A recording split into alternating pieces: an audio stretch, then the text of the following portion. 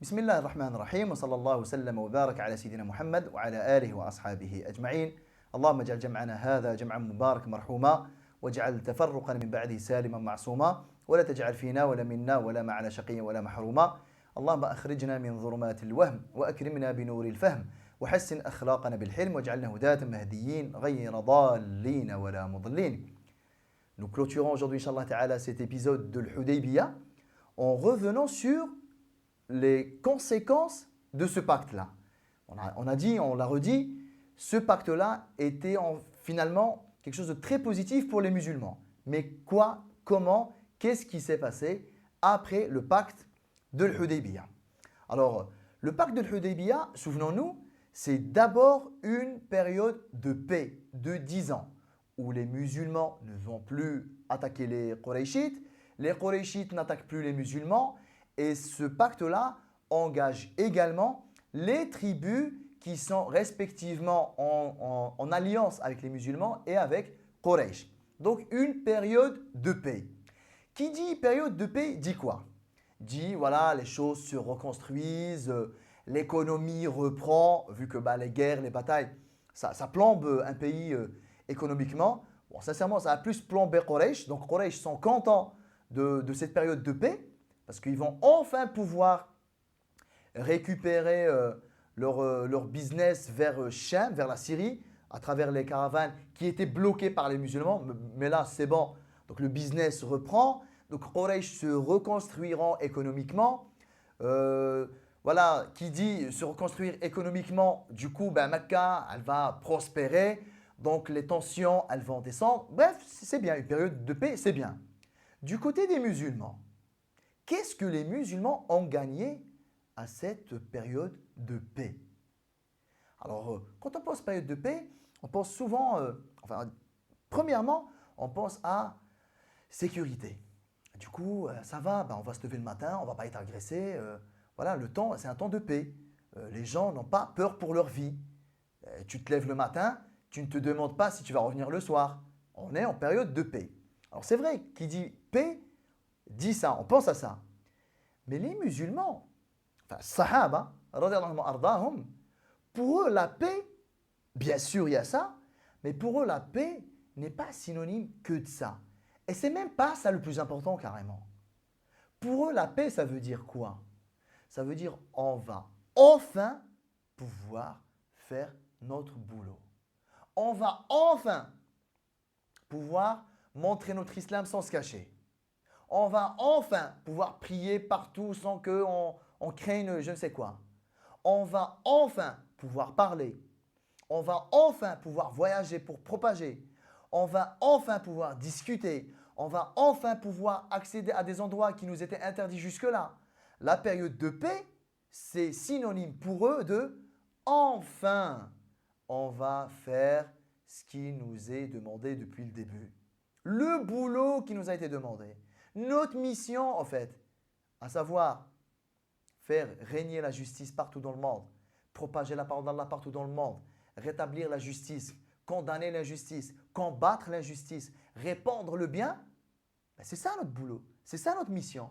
Mais on ne pouvait pas le faire correctement parce que nous en avons été empêchés jusque-là, entre autres par Quraysh et par les événements qui ont succédé à plein de batailles, Badr, Uhud, l'Ahzab, les trahisons, les hypocrites, les juifs, Najd, les tragédies de Bi'r Ma'ouna et Yom al-Raji'.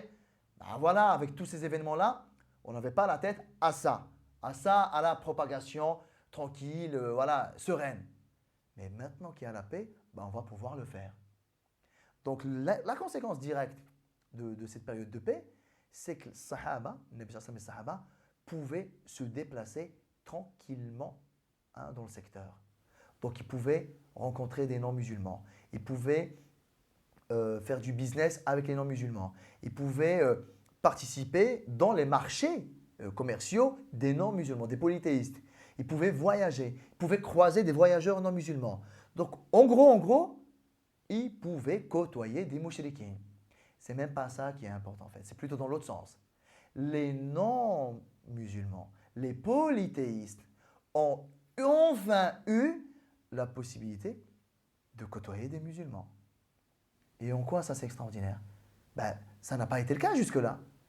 Toutes les tribus arabes, je ne vous parle pas de Quraysh, parce que le pacte de l'Hudaybiyah, il a été conclu avec Quraysh, mais au fait, ses conséquences ont eu un impact positif en dehors de Quraysh.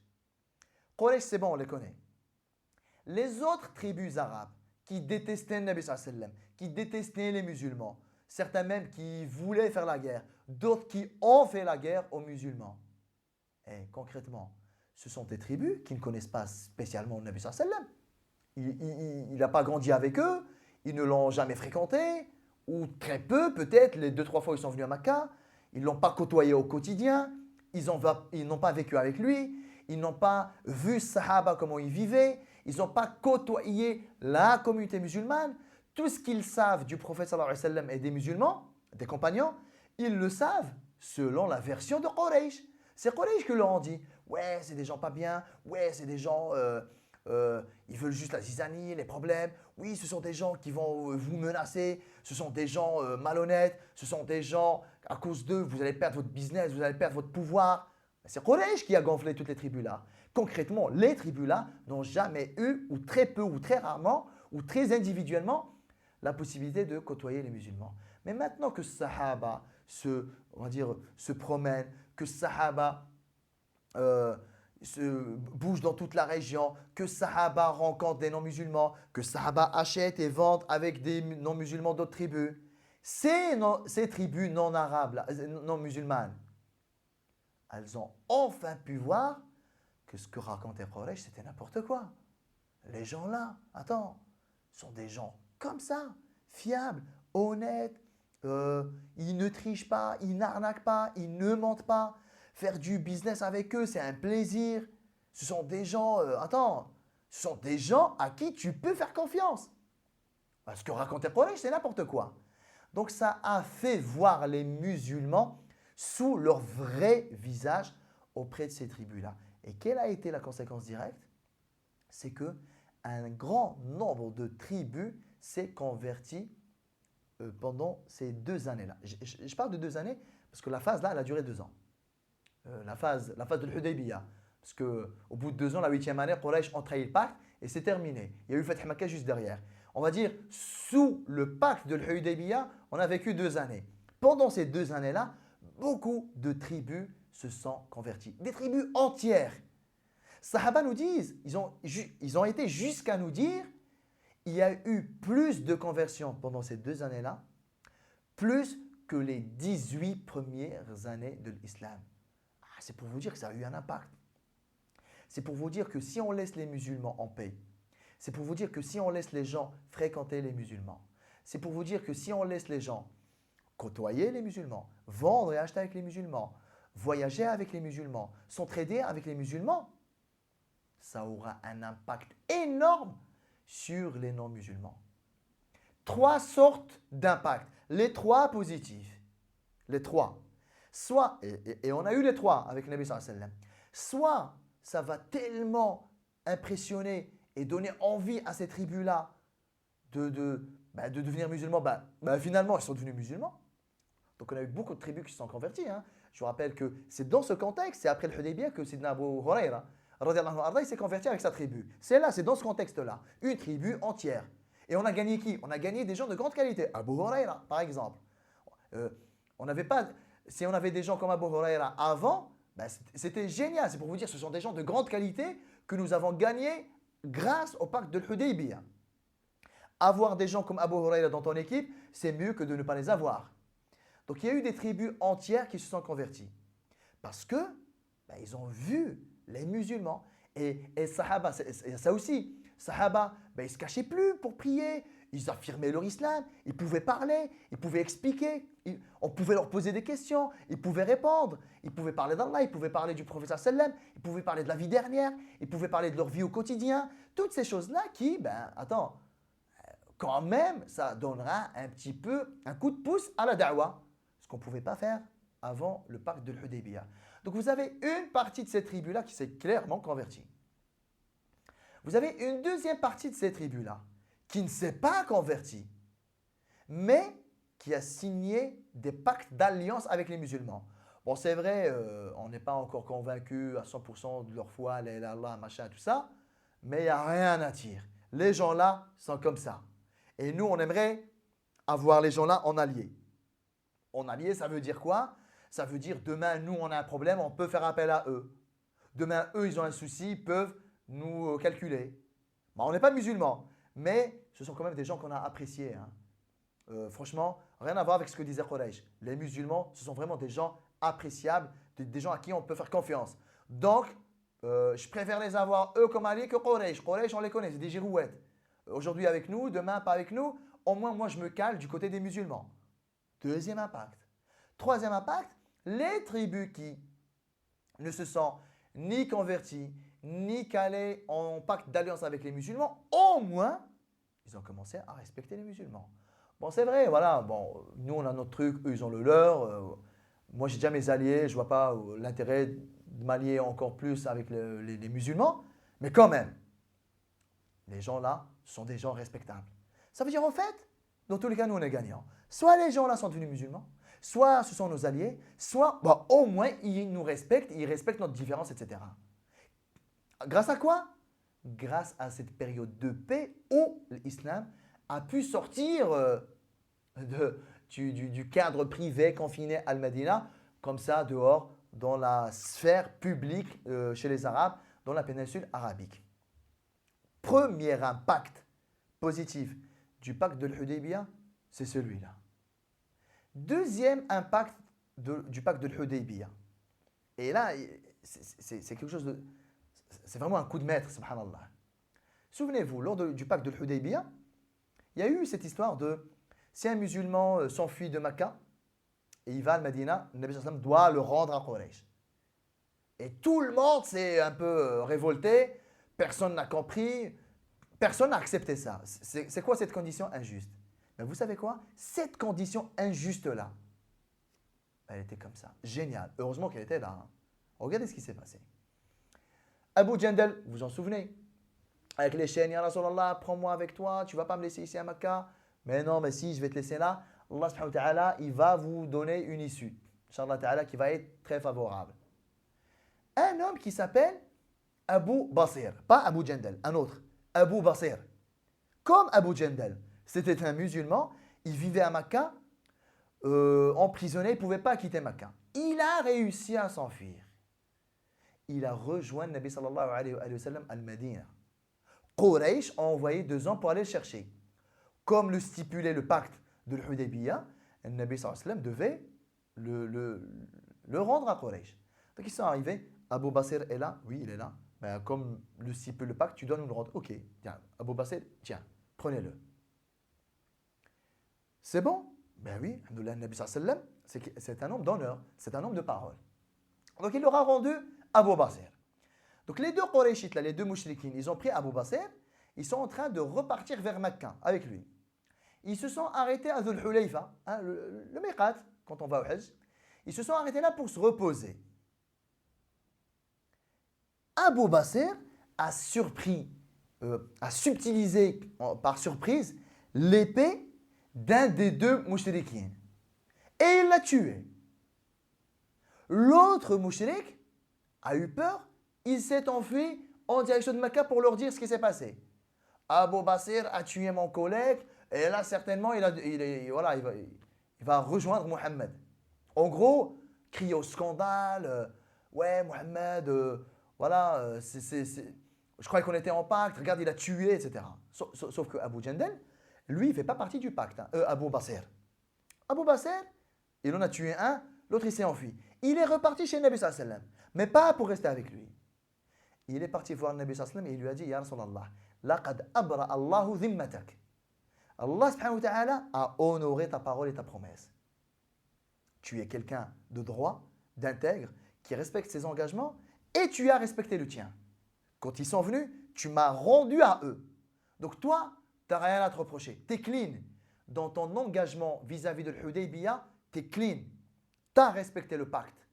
C'est Allah qui m'a sauvé des 2 là. Toi, tu y es pour rien. Et pour ne pas te mettre dans l'embarras et mal à l'aise, je ne vais pas rester à Medina. Je suis juste venu te le dire. Ya Rasulallah, Allah il m'a sauvé des 2 là, je m'en vais. Où tu vas? Je vais quelque part. Je ne reste pas à Medina pour ne pas te mettre mal à l'aise vis-à-vis du pacte. Donc il est parti à un endroit pas loin de Medina qui s'appelle Sayf al-Bahr. Pas loin de Yanbu', la ville actuelle qui est sur la mer Rouge, pas loin de Medina. Donc il est parti là-bas. Et ça c'est su. Quraysh en sucre Abu Basr, ben non, il n'est pas parti chez Mohammed. Donc Mohammed, il n'a rien à se reprocher. Écoutez, moi je suis au courant de rien. Voilà, il est venu chez moi, vous êtes venu chercher, je vous l'ai donné, vous êtes reparti, Abu Basr n'est pas chez moi. Ça c'est su à Mecca. Abu Jandal, celui qui était avec les chaînes, il a réussi à s'enfuir lui aussi de Mecca. Et il était au courant de l'histoire d'Abu Basr. Donc ça ne sert à rien d'aller chez le Nabi sallallahu alayhi wa sallam, je sais qu'il va me rendre. Donc qu'est-ce qu'il a fait? Il n'a pas rejoint le Nabi sallallahu alayhi wa sallam. Il a rejoint Abu Basr. Du coup, ils sont deux. Puis un troisième, puis un quatrième. Quiconque réussissait à s'échapper de Mecca n'allait plus à Medina. Il allait rejoindre Abu Basr et sa petite équipe là-bas à Sayf al-Bahr. Jusqu'à ce qu'ils aient formé une petite équipe. 10, 15, à un moment donné, ils étaient 30, 40. Dès qu'ils ont été un certain nombre, qu'est-ce qu'ils ont commencé à faire? Ils guettaient les caravanes de Quraysh qui venaient de Mecca en direction de Sham. Ils interceptaient ces caravanes-là, ils tuaient ces Qurayshites-là, et ils prenaient tous leurs biens, tout leur argent, toute leur monture, toutes leurs bêtes, toute leur nourriture, et toutes leurs provisions, et tout leur commerce.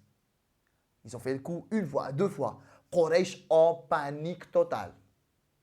Ils ont envoyé quelqu'un chez le Nabi sallallahu alayhi wa sallam. Ils lui ont dit, oh Mohammed, par Allah et par les liens de parenté qui nous lient à toi, s'il te plaît, dis à ces hommes-là de revenir chez toi à Al-Madina. Subhanallah. Ce n'est pas vous qui avez dit il y a quelques mois, si quelqu'un s'enfuit, je dois vous le rendre. Maintenant, vous me demandez de les prendre chez moi à Al-Madina. Eh oui, la tendance a été changée. Quraysh qui était dominant, mettez-moi cette condition-là, que tout le monde a trouvé injuste, qui l'était en apparence, que tout le monde a trouvé injuste et que Quraysh était la fière et dominante, là il devient tout petit les gens. Hein. S'il te plaît, par Allah et par Ar-Rahim, par les liens de parenté qu'on a avec toi, s'il te plaît, récupère-les. Pourquoi? Ils n'arrêtent pas de nous agresser, ils n'arrêtent pas d'agresser nos caravanes et de tuer nos hommes et de prendre nos biens. Au moins, on sait que s'ils sont avec toi, on sait que nos caravanes n'ont rien à craindre et on n'a rien à risquer. Et effectivement, le Nabi sallallahu alayhi wa sallam, il a envoyé une lettre à ces gens-là pour leur dire, c'est bon, vous pouvez venir à Al-Madina. Quraysh a exclu la clause là de l'Hudaybiyah, vous pouvez venir maintenant à Al-Madina. Bon, pour la petite histoire, lorsque le Nabi sallallahu alayhi wa sallam a envoyé cette lettre-là avec Abu Jandal, ils sont arrivés là-bas, Abu Basr était agonisant, radiallahu anhu, il est mort là-bas, à Sayf al-Bahr, il a été enterré là-bas, Abu Jandal, il a fait le janaza sur lui, il est enterré là-bas, jusqu'à maintenant, sa tombe, elle est encore là-bas. Et tous les autres sont revenus à Al-Madina, rejoindre le Nabi sallallahu alayhi wa sallam et étoffer un petit peu l'effectif des muhajirin. Gagner comme ça d'un coup 30, 40 muhajirs, ce n'est pas rien. Donc déjà, il y a eu une petite victoire là. Une petite victoire. Déjà, j'ai récupéré les prisonniers qu'il y avait là-bas. Donc, et je les ai récupérés par votre bénédiction. Et ça s'est fait en moi dominant et vous dominez. Mais il y a eu un autre gain derrière. On avait dit que la période de paix a permis, en tout cas le but pour Quraysh, était de se reconstruire économiquement. Mais le Nabi sallallahu alayhi wa sallam n'est pas un enfant. Il sait que si Quraysh se reconstruisent économiquement, donc ils vont se renforcer militairement. Parce que jusque-là, ils ont été affaiblis par Badr, Uhud, Ahzab. Donc ils sont un peu mal. Donc si je laisse Quraysh se renforcer, se reconstruire économiquement, ça voudra dire aussi militairement. Et si Quraysh se renforce et se fortifie militairement, je ne suis pas à l'abri que Quraysh craque et vienne nous attaquer. Donc si vous voulez, quelle pouvait être la stratégie du prophète sallallahu alayhi wa sallam pour à la fois signer un pacte de paix avec Quraysh qui va me permettre, moi et Sahaba, de pouvoir propager l'islam. Donc, je veux une période de paix qui va me permettre, moi, de propager l'islam, mais je ne veux pas que cette période de paix renforce et reconstruise Quraysh économiquement. C'est un problème là. En gros, comment je peux signer un pacte avec Quraysh de paix qui va me permettre, moi, de taper dedans niveau da'wah, niveau transmission, mais qui va aussi me permettre d'étrangler et d'étouffer Quraysh économiquement. Parce que qui dit paix dit, je ne peux pas les agresser. Or, si je ne les agresse pas, ils vont se renforcer, ils vont se reconstruire, ils vont se fortifier. Je les agresse, j'aurai rompu le pacte. Je ne les agresse pas, ils vont fortifier leur business, ils vont se reconstruire. Sacré dilemme. Donc, quelle est la solution pour que moi, j'en sorte gagnant à 100%? Et je profite de la période de paix pour propager l'islam. Et je ne laisse pas Quraysh dans cette période de paix de se reconstruire économiquement. Il n'y avait pas qu'une solution. Il n'y en avait qu'une, c'est celle-là. Quoi? Qu'une partie des musulmans soit concernée par le pacte de l'Hudaybiyah et qu'une partie des musulmans ne soit pas concernée par le pacte de l'Hudaybiyah. Abu Basir, Abu Jandal et tous les hommes qui ont fui de Mecca et qui ont formé une petite milice comme ça, on va dire, on va les appeler les dissidents. Les dissidents là, ils ne sont pas concernés par l'Hudaybiyah. Moi, je peux tuer, moi, je peux agresser. Moi, je n'ai rien signé avec vous, moi. Moi, je ne dépends pas du professeur sallam, je ne dépends pas de Mohammed. Moi, je suis un rebelle, moi, je suis un dissident, moi, je n'ai rien à voir avec ça. Mais nous, on sait qu'il a à voir avec ça. Mais dans les faits, je n'ai rien à voir. Donc, subhanallah, cette condition injuste, grâce à elle, on a pu à la fois avoir une période de paix, alhamdoulilah, pour que Da'wah explose, et on en a vu les résultats. Et en plus, cette condition-là injuste, elle a permis l'émergence d'une partie de Sahaba non concernés par le pacte. Donc eux, ils peuvent nous étouffer Quraysh économiquement. Donc doublement gagnant. J'ai fait mon boulot et je n'ai pas laissé Quraysh faire le sien. Et perdre une caravane, 2 caravanes, 3 caravanes, et ça y est, étouffe économiquement. Une caravane, ce n'est pas 2 chameaux. Une caravane, c'est des dizaines de chameaux. Une caravane, c'est la subsistance de Quraysh peut-être pendant 2-3 mois. Vous leur agressez 3 caravanes, vous leur avez coupé les vivres de 6 mois, 10 mois, 1 an peut-être. Donc, Nabi sallallahu alayhi wa sallam, coup de maître, coup de chapeau énorme. Et lorsqu'il a étouffé économiquement Quraysh, d'où triplement gagnant. Les 30-40 dissidents là, maintenant vous pouvez venir. Alhamdoulilah. Du coup, je me renforce moi.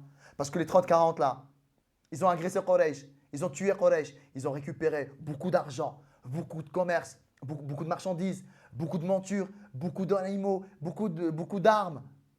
Donc les 30-40 là, quand moi je les ai récupérés à Medina, j'ai récupéré quoi avec? J'ai récupéré 30-40 hommes, 30-40 guerriers, c'est pas rien. Et j'ai récupéré beaucoup d'argent. J'ai récupéré beaucoup d'animaux, beaucoup de butin, beaucoup de trucs. Triplement gagnant. Vous avez vu comment, subhanallah? Une condition dans le pacte que personne ne comprenait et que tout le monde trouvait dégueulasse, elle n'a rien à faire là, grâce à ça, on en est sorti triplement gagnant. Donc les impacts positifs du pacte de l'Hudaybiyah, c'est d'abord Da'wah alhamdoulilah qui a explosé, des centaines et des centaines de gens se sont convertis, ce qui n'était plus arrivé depuis 18 ans, depuis le début de l'islam.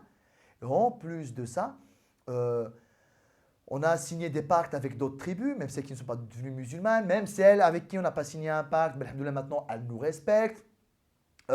On entend parler de nous, l'adhan on l'entend partout, les gens ils ne se cachent plus pour prier, les musulmans sont partout, sont dans les marchés, sont dans les endroits où les gens se fréquentent, le Coran on l'entend, le vécu de Sahaba se propage. En même temps, on a étouffé Quraysh économiquement. En même temps, on a récupéré 2-3 caravanes, etc. En même temps, on a pu se faire rejoindre par tous les prisonniers qui étaient à Mecca. Mais qu'est-ce que vous voulez, subhanallah? Que du positif dans cette histoire de l'Hudaybiyah, qui, encore une fois, ne pouvait pas provenir d'une réflexion d'un humain, parce que personne ne pouvait prévoir le genre de conséquences que ça pouvait avoir. Alors là, on peut se poser une question, vous et moi.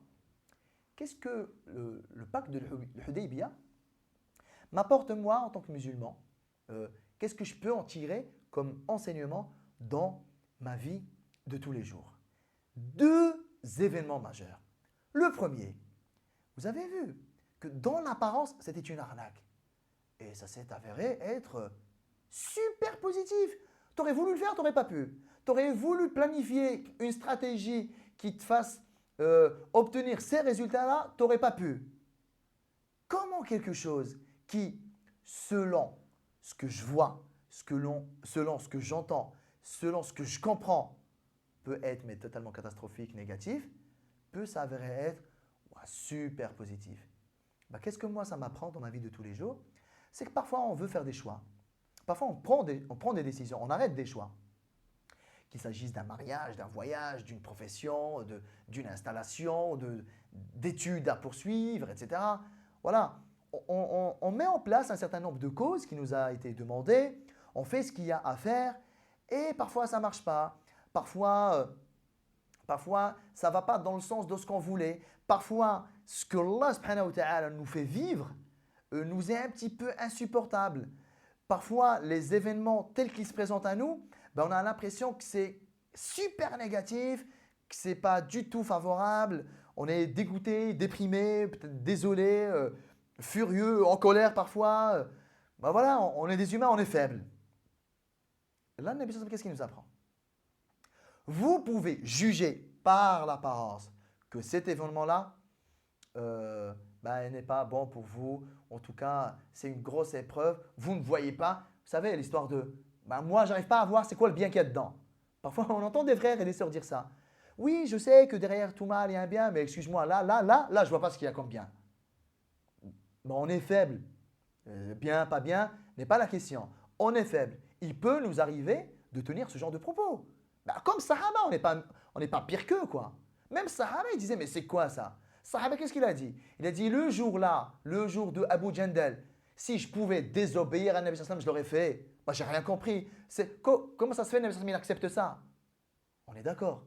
Même Sahaba, ils savent tout ça. Mais le jour-là, pour eux, c'était de trop. Mais il peut nous arriver des événements où l'on craque. On dit, ouais, mais pourtant j'ai tout fait, pourtant j'ai tout bien fait. Je ne comprends pas pourquoi ça ne marche pas. Je ne comprends pas pourquoi les choses ne vont pas correctement. Voilà, je suis super éprouvé et de toute façon, c'est catastrophique. Je ne vois pas il y a quoi comme bien derrière. Ça peut nous arriver. L'événement de l'Hudaybiyah est là pour nous rappeler que Sahaba étaient comme nous. Et ils n'ont pas compris non plus. Ils étaient furieux aussi. Ils étaient dans l'incompréhension totale, voire ils étaient dans le reproche envers Nabi sallallahu alayhi wa sallam. Mais que la suite de l'Hudaybiyah nous a appris ça. Qu'on retienne au moins ce premier renseignement. Comme il a dit Sahabi radhiyallahu anhu, ittahimu ra'yakum. Accusez votre propre opinion. Tu as l'impression que c'est comme si accuse ta propre compréhension. Il y a des choses qui te dépassent. Tu ne connais pas l'invisible. Wallahu ya'lam wa antum la ta'lamun. On le sait ça. Mais le Hudaybiyah est là pour nous le rappeler. Pour nous le rappeler. Non pas en tant que fait historique, ouais, super génial, alhamdoulilah, ça a eu des conséquences positives sur les musulmans. Non, non, non. On se le rappelle cet épisode-là pour l'incorporer dans notre vie de tous les jours. Lorsque nous sommes frappés par une épreuve à laquelle on ne comprend que dalle, à laquelle on ne trouve que des côtés négatifs, qui auront tendance à nous pousser peut-être à la révolte, à la colère, à la déprime. Je me souviens de l'Hudaybiyah, et que Sidna Omar, il a pété les plans, peut-être même plus que moi aujourd'hui, que Sahaba, ils étaient dans la compréhension. Ok. Donc, c'est un peu normal et naturel d'être dans l'incompréhension, mais l'Hudaybiyah, elle est là pour nous rappeler que ce n'est pas dramatique en soi que de ressentir cette incompréhension-là, mais que faisons confiance à Allah subhanahu wa ta'ala.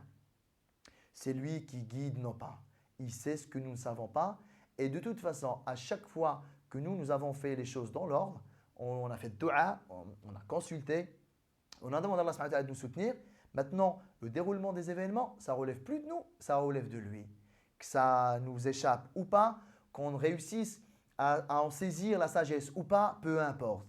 Là, la balle elle est dans son camp, il fait ce qu'il veut, c'est bon, obligé, il y a un bien derrière. Et oh combien, alors je vous dis ça, mais on le sait, oh combien de choses dans nos vies, 1 an plus tard, 6 mois plus tard, 5 ans plus tard, on s'est dit, ouais là je comprends mieux pourquoi ça s'est passé comme ça, subhanallah. Sur le coup, j'étais en pétage de plan, sur le coup, je ne comprenais pas, sur le coup, j'étais un petit peu même vénère, etc. Là, subhanallah, là je vois pourquoi les choses se sont passées comme ça. Et alhamdoulilah qu'elles se soient passées comme ça les choses. Hein. Alhamdoulilah parce que j'en suis ressorti comme ci, comme ça. Mais nous-mêmes, on en témoigne, nous-mêmes, ça nous arrive. Et ça devrait, au fait, nous aider à toujours adopter ce point de vue-là, quelle que soit la situation. Deuxième enseignement majeur. Vous avez vu comme moi, Nabi sallallahu alayhi wa sallam, quand il acceptait les conditions de Quraysh, il était très flexible, hein, il était très open mind hein, par rapport à ça. Hein. Ok, pas de souci. Ça, ok, pas de problème. Il a été rigide sur quoi et il a été flexible sur quoi, sallallahu alayhi wa sallam. Au début, lorsque sa chamelle elle a refusé d'avancer, qu'est-ce qu'il a dit? Il a dit par Allah, aujourd'hui, la yas'alouni khuttatan yu'azzimuna fiha hurumatillah illa ajabtuhum. Par Allah, aujourd'hui, si Quraysh me demande quoi que ce soit qui soit respectueux envers les limites sacrées d'Allah, j'y répondrai positivement. Il a donné le cadre. Je ne suis pas celui qui va accepter tout n'importe quoi. Hein. Je suis très ferme, très fier, très rigide. Sur quoi? Sur les fondements, les limites d'Allah, les limites sacrées d'Allah. Ils pourront me proposer n'importe quoi. Mon unique condition, c'est ça. Ça respecte les limites sacrées d'Allah ou pas? Oui, ok, moi je prends. Très ferme, très rigide sur ça. Et vous avez vu que dans les détails, que dans la forme, il était très flexible, sallallahu alayhi wa sallam. On ne met pas Bismillah ar-Rahman ar-Rahim. Non, Rahman, on ne connaît pas. Pas de souci. On met quoi? Bismillah, ok, on met. Flexible. Il n'y a pas eu moyen ça? Il y a moyen ça. Rasulullah, si on croyait que tu étais Rasoul, on n'en serait pas là aujourd'hui. Même Mohammed bin Abdillah, pas de problème. C'est très grave ça. C'est un fondement ça. C'est dramatique ça. Est-ce que c'est quelque chose pour lequel on va déclarer la guerre? Ben non, ok, je ne suis pas un messager, pas de souci. Hein. Mohammed ibn Abdillah. Les conditions, ok, pas de problème. Tranquillement. Le Nabi sallallahu alayhi wa sallam, il nous apprend ici quelque chose. Une vraie philosophie de vie en fait. Être vraiment ferme sur ses fondements et très flexible sur les moyens. Très ferme sur les finalités. Très flexible sur les outils, sur les moyens. Très ferme, vraiment, je lâche rien. Dans mes principes, dans mes valeurs, dans mes croyances, dans tout ce en quoi moi je crois, les choses qui m'animent au plus profond de mon intérieur. Ça, je lâche rien. Et je suis très flexible sur le reste. Hein. Je suis flexible sur la forme, pas sur le fond. Le fond, il n'y a rien, je suis ferme dessus. Mais sur la forme, ben oui. Qu'on fasse ça à 8 heures, qu'on fasse ça à 9 heures, qu'on écrive sur du papier A4 ou sur une feuille A3, qu'on écrive le pacte sur papier ou sur une peau, qu'on enregistre le pacte là en MP3 ou qu'on filme une vidéo. Mais c'est des détails ça. Le plus important c'est le contenu. Qu'on fasse ça après le Dohr, qu'on fasse ça après l'Asr, qu'on fasse ça lundi, qu'on fasse ça mardi. C'est quoi le souci là-dedans? Et le Nabi sallallahu alayhi wa sallam, il nous a appris ça. Et si vous regardez un petit peu notre vie à nous de tous les jours, plusieurs fois, dans plusieurs situations de la vie, on est très rigide sur les détails, sur les outils, sur les moyens, subhanallah. Alors, je ne dis pas, parfois, malheureusement, et on en a déjà vu, hein, parfois on est même flexible sur les fondements, rigide sur les moyens.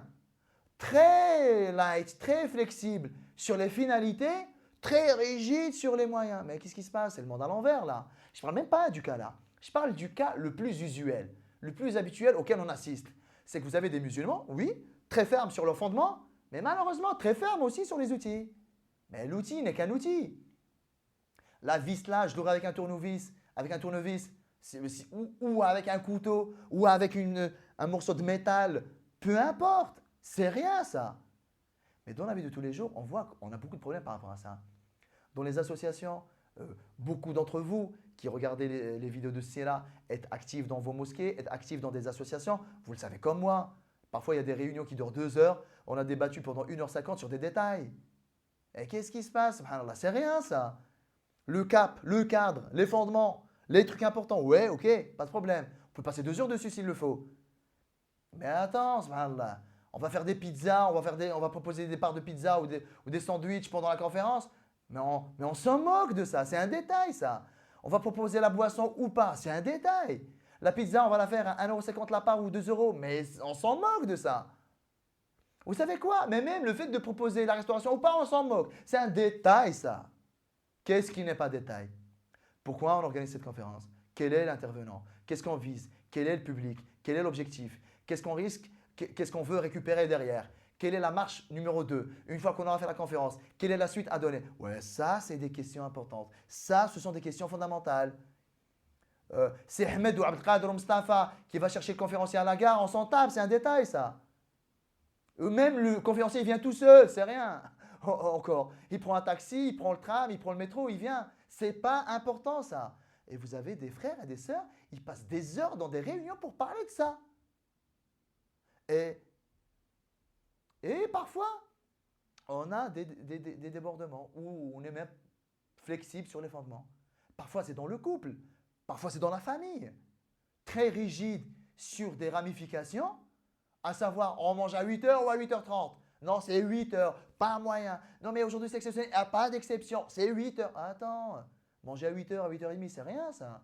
C'est flexible, ça. C'est un détail, ça. Ouais, même manger, c'est un détail. C'est pas important. On ne va pas faire la guerre et la paix pour savoir est-ce qu'on a mangé le soir ou pas. Et un repas, et si on le saute, il se passe quoi? C'est rien. Et on a des embrouilles de couple, et on a des embrouilles avec les enfants, des problèmes d'éducation, dans les associations, dans les mosquées, même au boulot. Les patrons, ils sont rigides sur les moyens. Vous avez des patrons qui ne veulent rien savoir. Il veut que tu fasses une présentation PowerPoint. Tu essaies de faire une présentation un peu originale, ben non. Tu es en train de le larguer, il est dégoûté. Non, tu me fais ça comme ça. Non, mais si le boulot est fait, c'est ça le fondement. Peu importe comment je l'ai fait. Je l'ai fait en 1 heure, je l'ai fait en 8 heures, je l'ai fait lundi, je l'ai fait jeudi, ça te fait quoi? Et ce principe-là, subhanallah, on en souffre beaucoup. Et à partir de maintenant, faites attention. Vous allez devenir parano un peu comme moi sur ça. Tous les jours, observez et retenez et relevez le nombre de discussions, le nombre de mails échangés, le nombre de coups de téléphone passés, le nombre de discussions, le nombre de situations qui traitent de détails, pouvant être réglés en 5 minutes, en 2 mots, en un SMS, en 1 minute au téléphone. Maintenant, 10 minutes dessus, 15 minutes dessus, dans la vie de tous les jours, je vous parle. Hein. Avec la femme, avec le mari, avec les enfants, avec le frère, avec le copain, avec la copine, avec le patron, avec l'imam, la mosquée, tout ça. Trop de détails. Et on ne veut pas lâcher ça. Le Nabi sallallahu alayhi wa sallam, regardez, il a été flexible sur la forme, les détails. Pas de souci.